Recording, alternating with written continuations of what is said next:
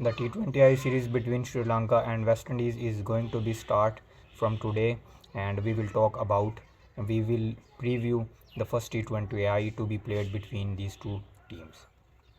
So if we start with the host Sri Lanka, if we look at their squad is I think pretty decent, and the way they are playing cricket, I mean in the cricket in longer formats, they beaten India from 2-0, and then they have just carried the momentum by beating New Zealand 2-0 at home, and by beating England the last match of the series at the Oval, and they've been really sensational for the past 2 or 3 months.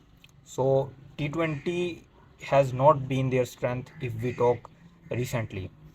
They were out of the tournament in T20 World Cup earlier from the first round, even not didn't qualify for the Super 8, and against India they lost all three T20I matches when they were at times on the winning position. Still they managed somehow to lose from the jaws of victory. So that's been the case from Sri Lanka.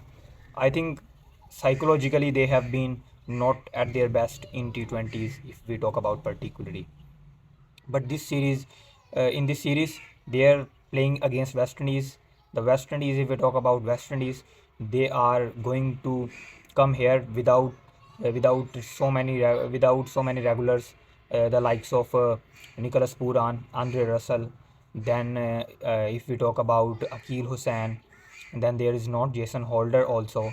So their regular players, their key players are missing on this tour, and still they are a decent side. There is Roman Powell, captain, very experienced, much experienced, Shea Hope, Brendan King, Alzari Joseph in bowling, then Fabian Allen, Gudakesh Moti, Shamar Joseph, sheer pacer, and the star of Gabba. So they've got a decent side, but I'm saying that the edge is with Sri Lanka. They are going to be the favorites to start this T20I series because they've got the players in a really hot form.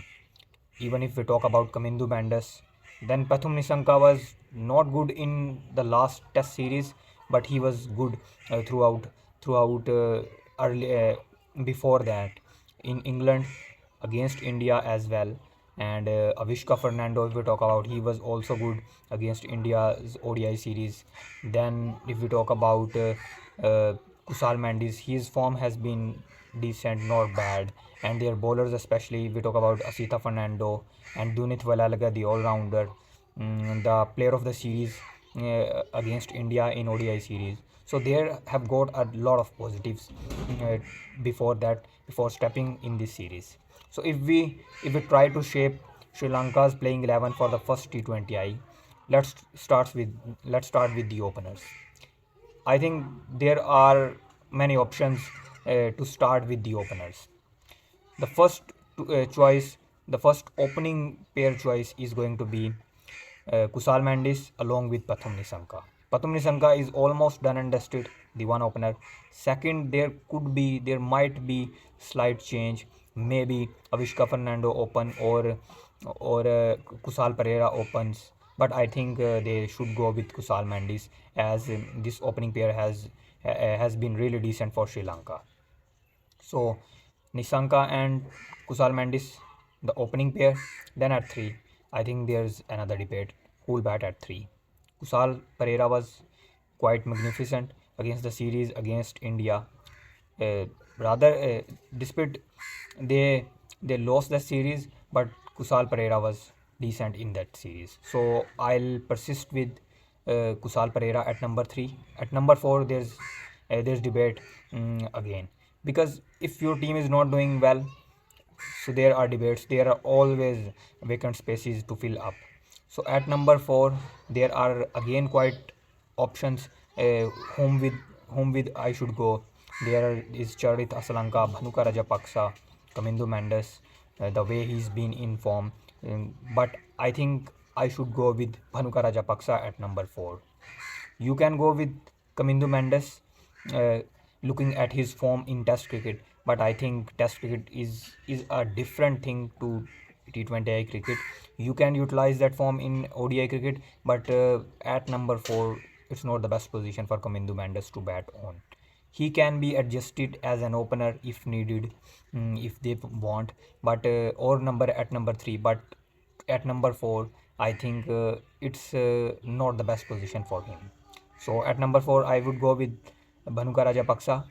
At number 5, there is Charitha Salanga, the captain himself, who's been not in the best of forms, but I'll expect that he come among the runs and score for his teams.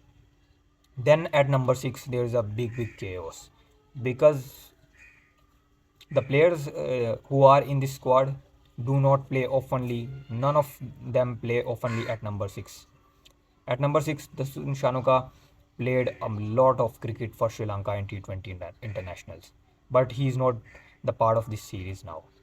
So I'll back Dinesh Chandimal to go with number 6 because other than him, except him, there are options of Ishka Fernando, who's a genuine opener and might be adjusted in middle order, but not a number 6 player. Kamindu Mendes, never a player to be tried at number 6. So I'll go with Dinesh Chandimal, who's got a lot of experience at number 6. Then at number 7, I'll go with Dhunithwala Lage because he's been really sensational, especially at home in Sri Lanka. At number 8, Vanindu Hasaranga. Then at 9, Mahesh Thikshana. So these are my 3 spinners with all with different varieties. Thikshana, the mystery spinner; Hasaranga, leg spinner, wrist spinner; then Dunit Velalaga, left arm orthodox. So there is a variety in spin bowling. Then at 10, Matisha Pathirana, and at 11, Asita Fernando. So this is my team. According to me, this should be Sri Lanka's playing 11 for the first T20I. So with this, you've got a really decent side with 3 spinners, 3 genuine spinners, and 2 genuine seamers. And I'm really backing Sri Lanka to play a really good cricket on this tour. And West Indies won't be a weaker team, a team to which you can take really lighter. But it's going to be. I hope that it's going to be a really mouth-watering contest between these 2 teams.